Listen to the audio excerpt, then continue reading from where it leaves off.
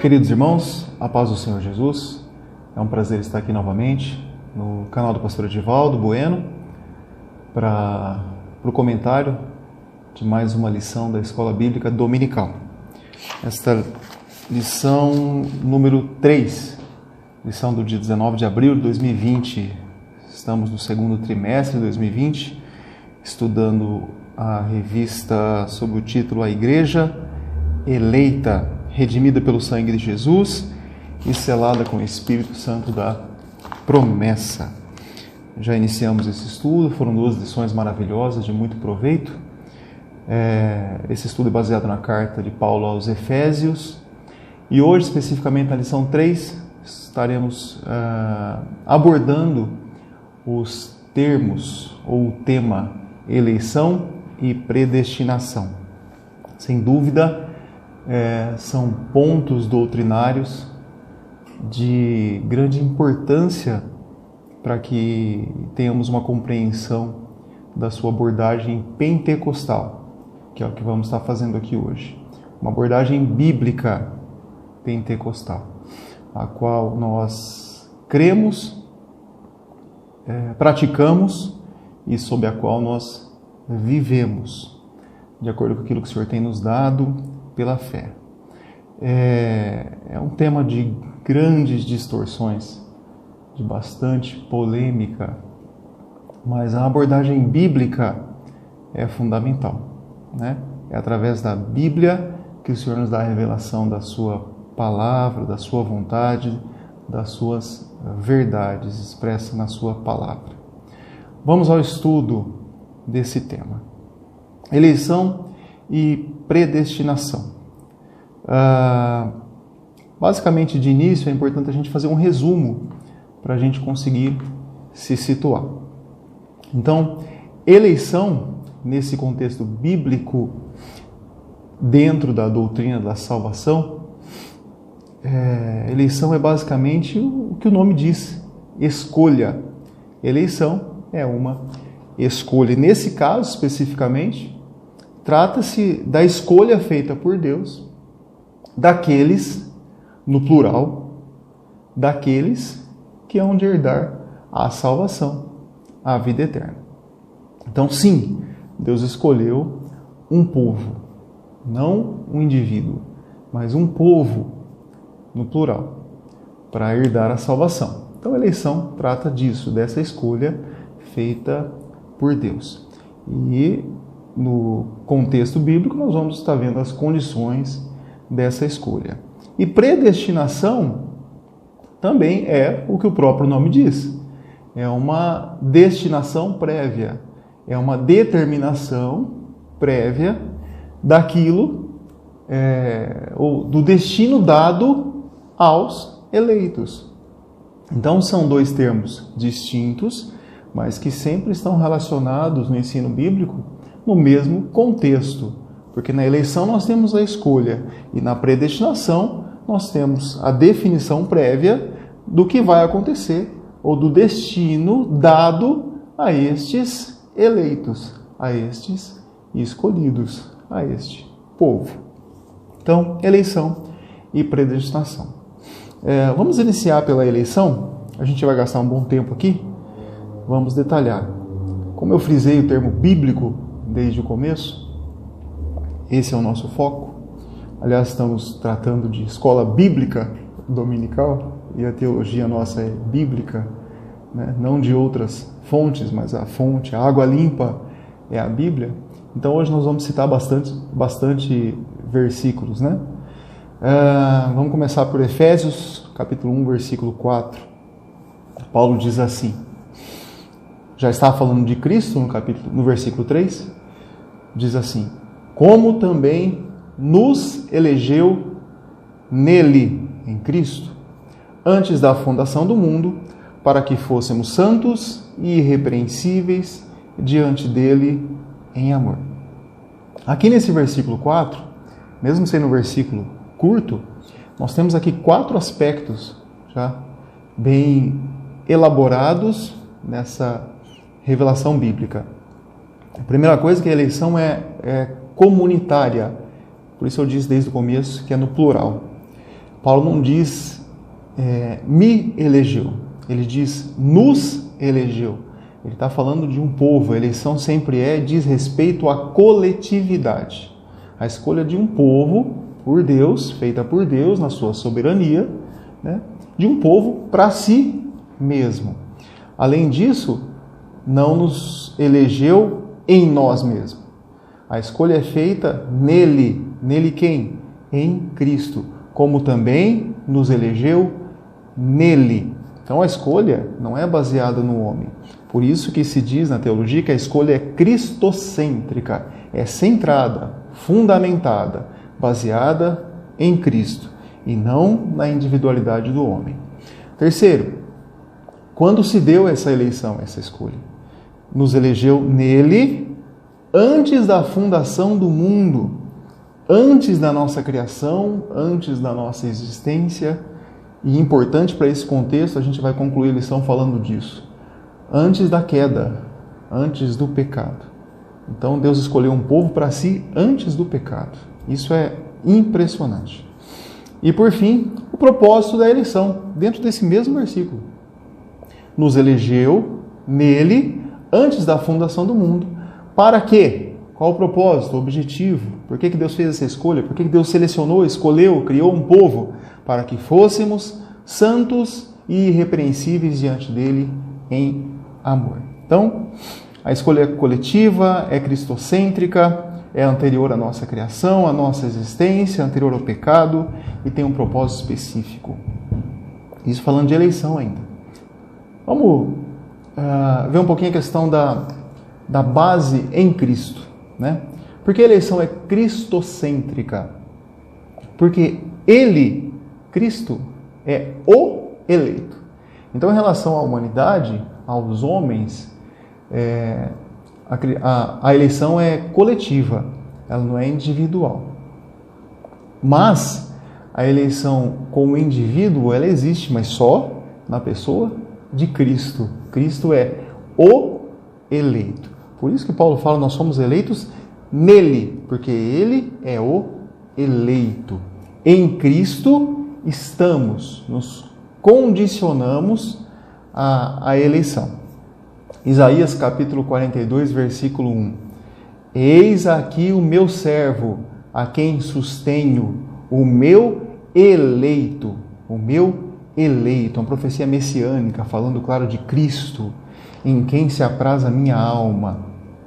1 de Pedro capítulo 2, versículo 4. E chegando-vos a ele, para ele, a pedra viva, reprovada pelos homens, mas para com Deus, eleita e preciosa, claro, falando de Jesus, falando para a igreja, a pedra viva, eleita por Deus.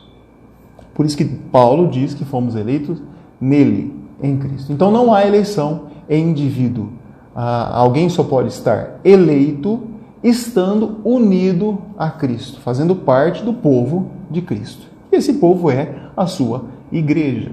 Por isso até o título da nossa revista do trimestre, a igreja eleita.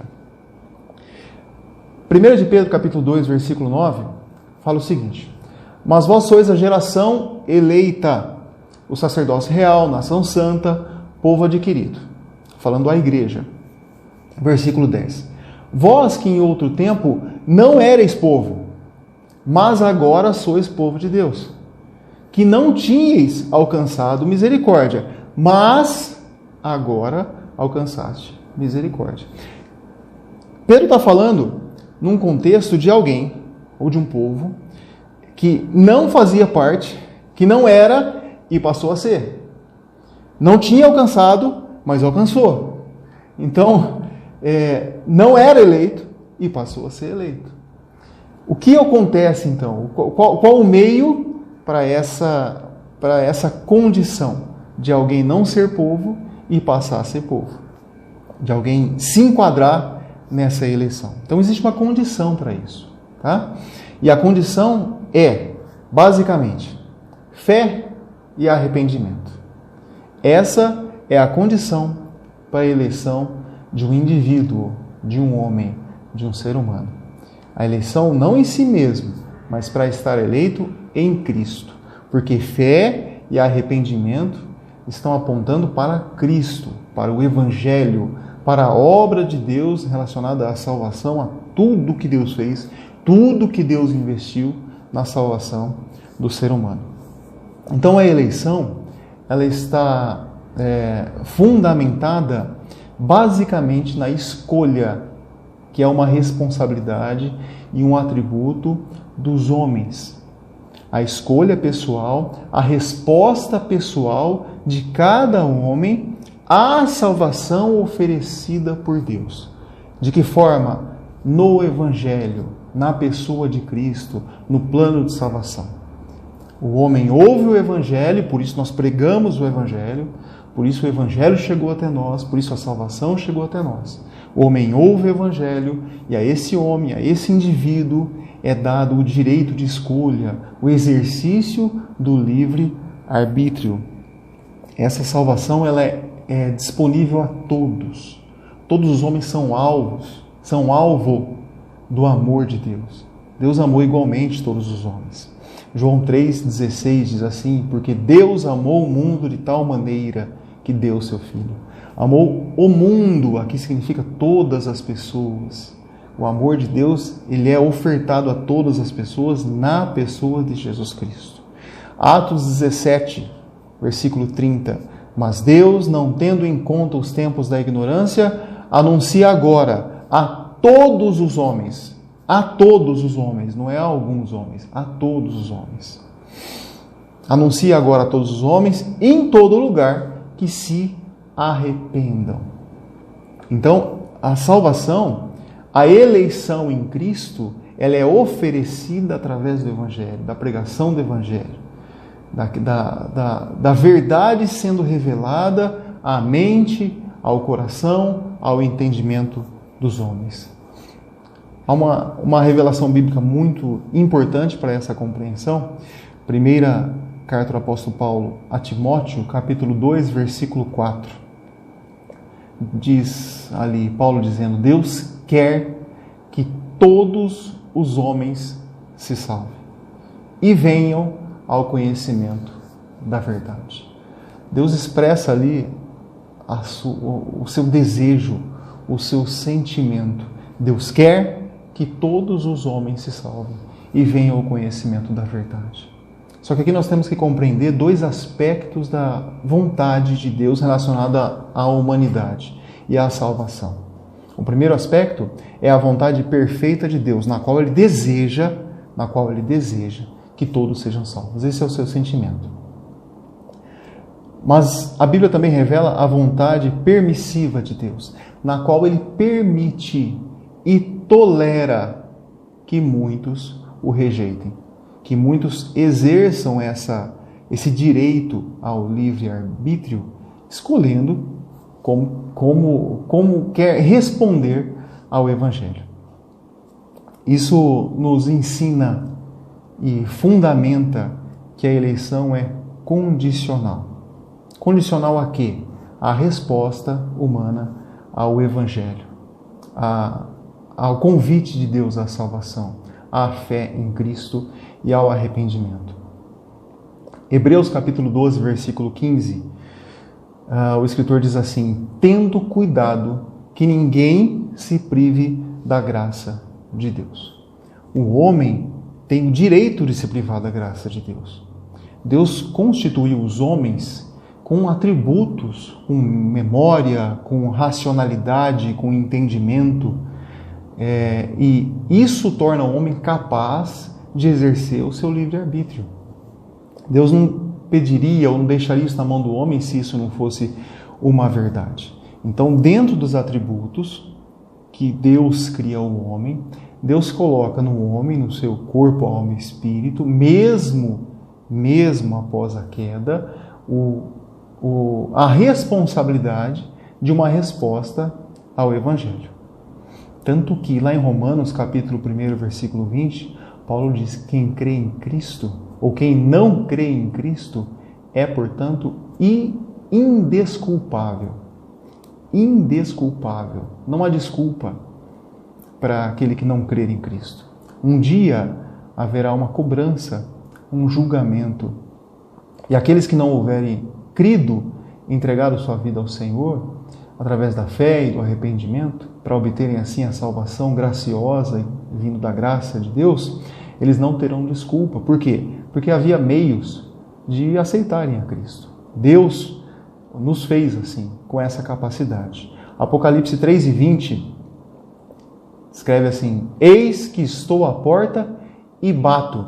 Se alguém ouvir a minha voz e abrir a porta, entrarei e cearei com ele e ele comigo. Palavra de Jesus na revelação.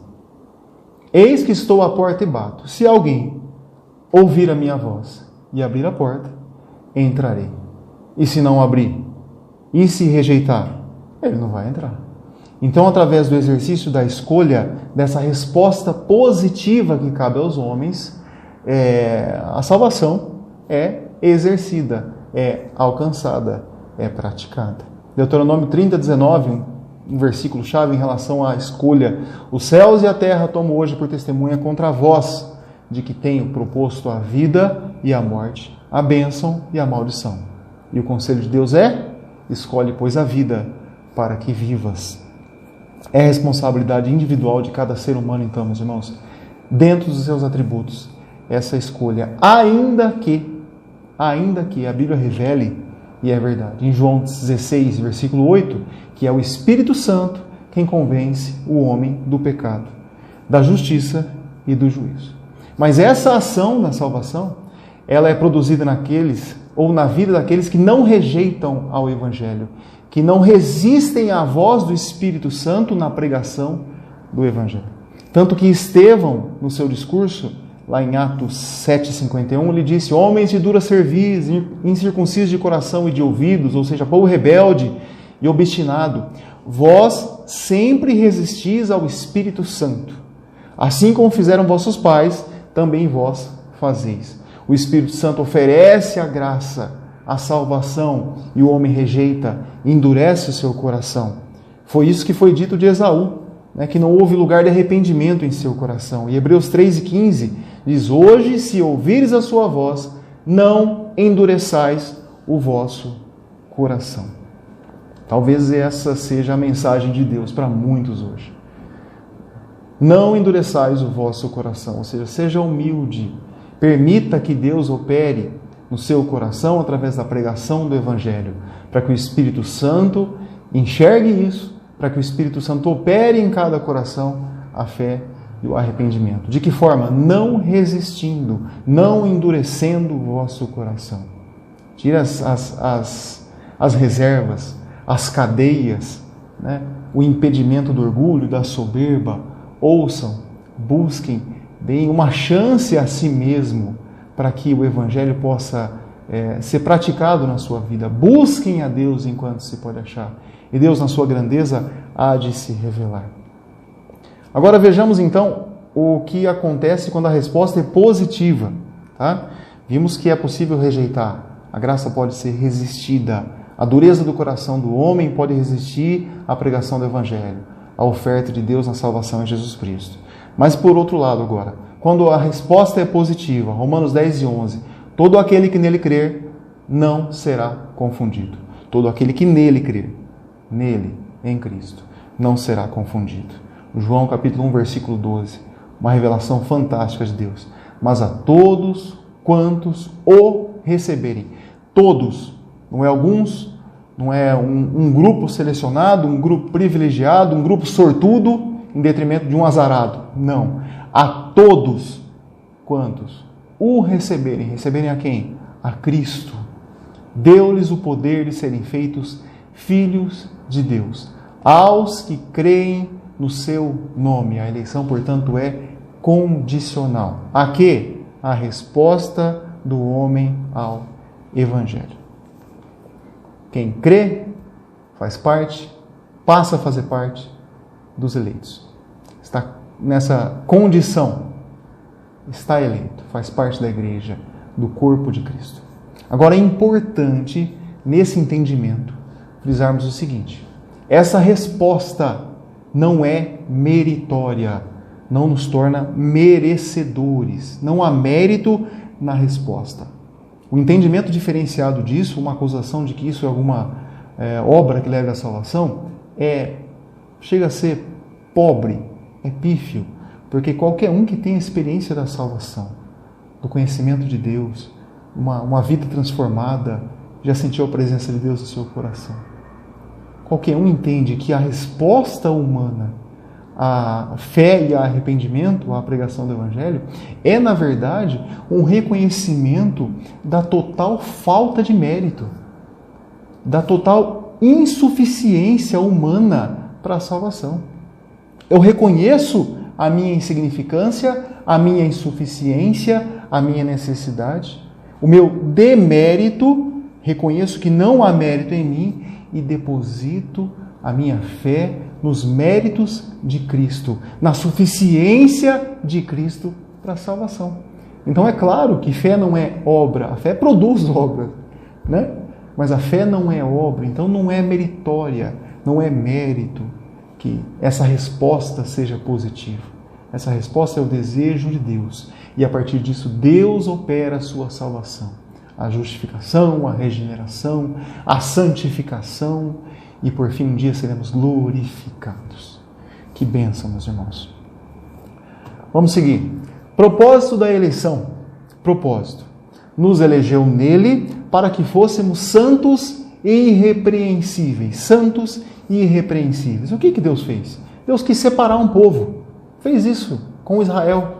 Uma nação escolhida, uma nação criada, uma nação separada, para ser separada, santificada do mundo, das práticas pecaminosas, para que fosse um povo sacerdotal, um povo santo, que vivesse de acordo com seus preceitos, seus princípios morais, que o agradasse, que se relacionasse com ele e que levasse a salvação, a pregação do Evangelho, a pregação de Cristo à humanidade. Então Deus separa um povo, o propósito é para isso, para que sejamos os eleitos, a igreja hoje, santa e irrepreensível, em Cristo, para cumprir os propósitos de Deus na terra. Vós, porém, 1 Pedro 2:9, sois raça eleita, sacerdócio real, nação santa, povo de propriedade exclusiva de Deus, a fim de proclamarmos as virtudes daquele que vos chamou das trevas para a sua maravilhosa luz. Colossenses 3:12, revesti-vos, pois, como eleitos de Deus, santos e amados, de entranhas de misericórdia, de benignidade, humildade, mansidão, longanimidade. Revesti-vos, pois. É eleito? Teve uma resposta positiva? Deus operou através do Espírito Santo a salvação?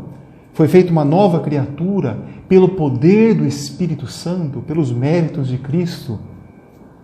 Então, nós, como eleitos de Deus, temos que viver uma vida santa.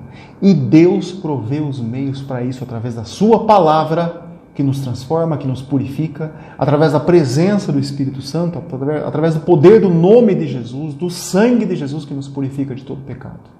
Então Deus provê os meios, as ferramentas necessárias para que a sua igreja viva uma vida santa e diferenciada. Aquele, pois, que cuida estar em pé, olhe que não caia. Isso é 1 Coríntios, Efésios 4:1. Vamos voltar um pouquinho. Rogo-vos, pois, que andeis como é digno da vocação que foste chamados.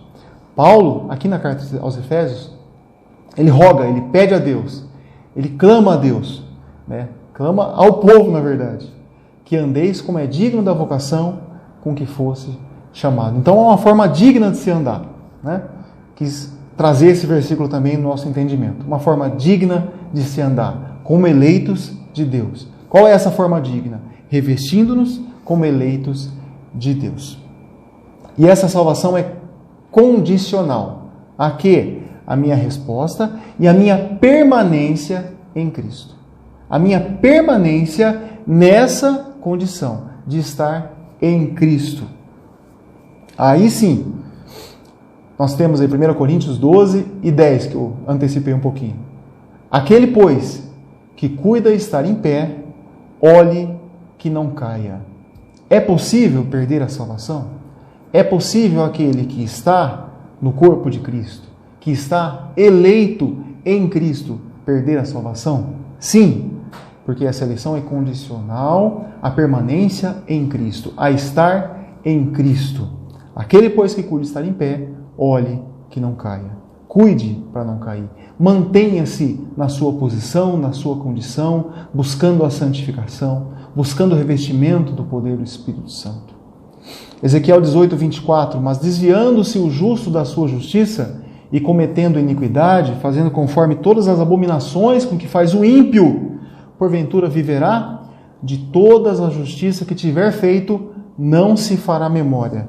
Na sua transgressão com que transgrediu, e no seu pecado com que pecou, neles morrerá. Apocalipse 2 e 10 é muito claro, muito simples.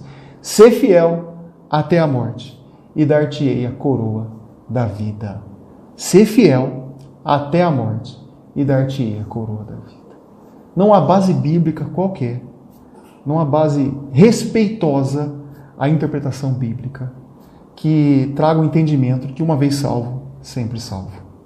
Todo aquele que invocar o nome do Senhor será salvo, e claro, aquele que permanecer em Cristo, que viver em Cristo, que tiver uma vida santa em Cristo, que é aquele que não vive no pecado habitual, mas que tem um relacionamento correto com Deus, que tem uma fé firme em Cristo, um coração contrito e arrependido, a esse, que for fiel até a morte, que não apostatar da fé, que não abandonar de Cristo, esse terá e receberá o galardão, a coroa da vida. Apocalipse 3 e 11. Eis que venho sem demora. Guarda o que tens, para que ninguém tome a tua coroa. Encontra-se eleito, meu irmão, mantenha-se nessa condição. Lá em João 15, Jesus diz: eu vos nomeei para que vades e deis fruto. Nós somos nomeados para um propósito. Imagina uma eleição onde há uma nomeação. No contexto democrático nosso, um presidente é nomeado pelo voto, pela escolha, e ele chega lá e ele não cumpre a sua função. Ele se desvia da sua função. Ele faz outras coisas que não são inerentes ao cargo, não se comporta com o decoro necessário ao cargo. O que acontece com esse presidente? Provavelmente ele vai sofrer um processo de impeachment.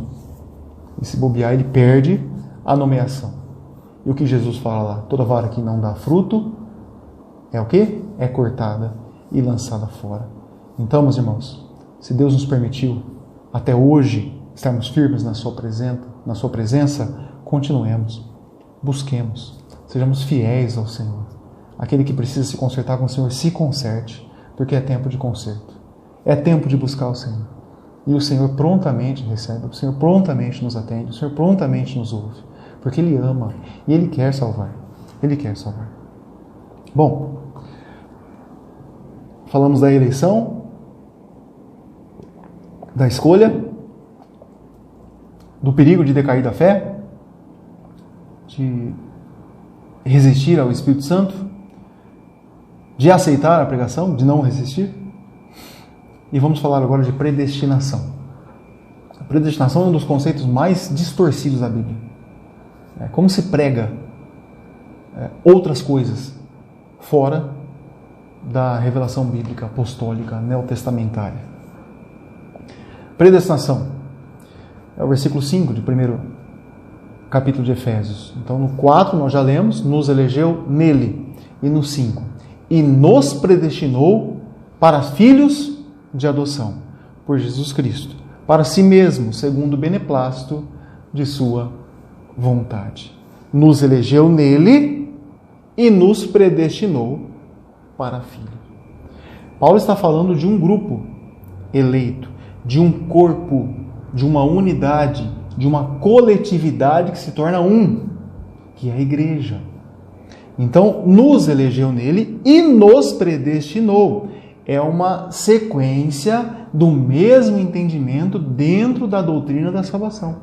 Os eleitos são predestinados. A escolha de Deus é coletiva, de um povo para si, e esse povo em Cristo está predestinado, ou seja, Deus já decidiu no seu conceito próprio e soberano, no seu conselho, na sua santidade e divindade, Deus já definiu o destino dado a esse povo eleito. É decidir de antemão, diz respeito ao que acontecerá com esse povo eleito em Cristo, a todos os crentes genuínos em Cristo. Os eleitos são predestinados a muita coisa. Vamos apontar 3 aqui, as mais gritantes, as mais elementares. Os eleitos são predestinados a muitas verdades, né? As muitas bênçãos reveladas na palavra. 3 coisas principais. Romanos 8, 29. Predestinados a sermos conforme a imagem de Cristo, ou seja, moldados conforme o caráter de Cristo. Segundo, Romanos 8, 15 e 23. Predestinados à adoção, sermos feitos filhos de Deus. E terceiro, predestinados a sermos herdeiros e co-herdeiros com Cristo. Então nós temos a eleição desse corpo, desse povo, dessa coletividade e a predestinação, que é a determinação prévia do destino desse povo, o que será feito deste povo. E se nós, como filhos, somos logo herdeiros, também somos herdeiros e co-herdeiros com Cristo, se é certo que com Ele padecemos, para que também com Ele sejamos glorificados. Não éramos povo, aceitamos a oferta da salvação na pessoa bendita de Jesus, passamos uma transformação de vida, o Espírito Santo passa a habitar em nós, é o penhor e a garantia da nossa salvação, vivemos uma nova vida em Cristo, Deus nos molda conforme a imagem e o caráter de Cristo, no fruto do Espírito que habita em nós, Deus nos torna filhos, nos recebe como filhos de Deus, e aí nós somos feitos herdeiros de Deus e co-herdeiros com Cristo. E qual a herança de Cristo? É o reino, é a eternidade, é a vida eterna. E um dia seremos glorificados. Abandonaremos esse corpo animal, terreno, terrestre, corruptível e seremos transformados, glorificados. Estaremos eternamente na presença de Deus. Bênçãos destinadas, predestinadas aos eleitos. Então, meus irmãos, a predestinação não diz respeito à condenação. Não há dupla predestinação. Em todas as 6 vezes que esse termo aparece no Novo Testamento, nenhuma delas está relacionada à condenação, mas somente aos salvos, aos eleitos. Esse termo, o próprio termo em si, pode pegar de surpresa, ou pegar errado, ou levar ao engano aqueles que não têm base bíblica, que bebem de outras fontes, mas a Bíblia deixa claro esse entendimento. A predestinação é para os eleitos, e os eleitos em Cristo. Mas Deus sabe quem vai ser salvo? Claro que sabe. Deus sabe sim. 1 de Pedro, capítulo 1, versículo 2. Eleitos segundo a presciência de Deus. O que é presciência? É conhecimento prévio. É o conhecimento anterior. Deus, em seus atributos, Ele é onisciente, sabe de todas as coisas. E dentro da sua onisciência, há a presciência. Ou seja, Deus sabe de todas as coisas, as que foram, as que são e as que hão de ser. Ou seja, sabe do futuro. Deus sabe se eu permanecerei firme até o final. Deus sabe, eu clamo a Ele, pela sua misericórdia e graça, em nome de Jesus, que eu chegue lá. No momento final da minha vida, que eu esteja na sua presença, em comunhão com Ele, para que possa gozar das bênçãos da predestinação dos eleitos. Deus conheceu de antemão. Deus não determinou de antemão quem vai ser salvo e quem vai ser condenado. Não, isso afetaria a justiça, o amor de Deus. Deus não faz acepção de pessoas. Deus ama a todos, deseja que todos se salvem e Cristo morreu por todos e oferece a salvação a todos. Romanos 8, 29. Porque os que dantes conheceu antes, também nos predestinou. Os que dantes conheceu, a sua presciência, também os predestinou para serem conforme a imagem do seu Filho. Ele conheceu antes, não é que ele determinou antes, ele conheceu antes. Conheceu antes o quê? A resposta de cada homem à pregação do Evangelho, ao convite feito por Jesus. Então a nossa eleição, ela é baseada na presciência de Deus, não na predeterminação, no pré-decreto de Deus. Não é baseada na predestinação, não. A eleição é baseada na presciência, eleitos segundo a presciência. E aí sim, predestinados às bênçãos espirituais, todas as bênçãos em Cristo, em Deus e no Espírito Santo. E uma coisa para a gente terminar, a presciência de Deus. Lá no comecinho, na formação do capítulo 1, versículo 4 de Efésios, a gente citou quando que essa eleição foi feita. E Paulo diz, antes da fundação do mundo. Antes da fundação do mundo. Nós falamos no começo que isso foi antes do pecado, antes da queda. Então é maravilhoso observar e enxergar aqui a sublimidade do amor de Deus. Deus nos amou. Deus nos escolheu. Deus escolheu um povo.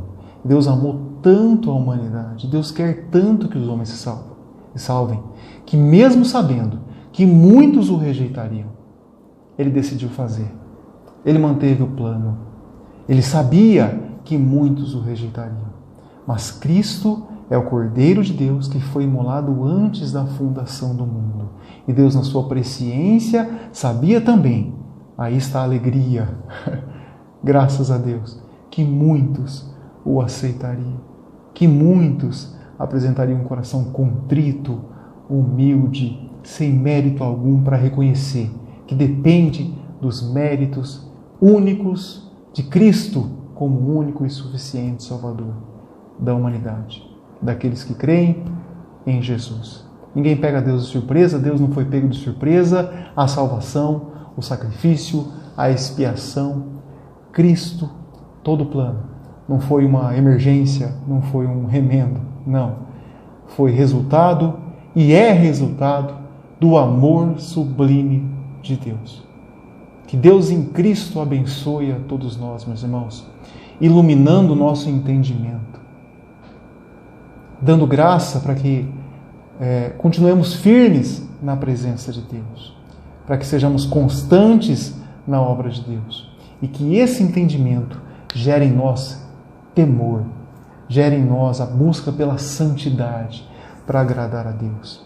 E mais do que isso ainda, que gere em nós o amor pelas almas que estão aí fora, carecendo ouvir o Evangelho, para que possam responder positivamente e fazer parte desse povo eleito, desse povo santo que vai morar com Deus, com Cristo nas alturas por toda a eternidade. Meus irmãos, que Deus em Cristo nos abençoe, em nome de Jesus. Amém.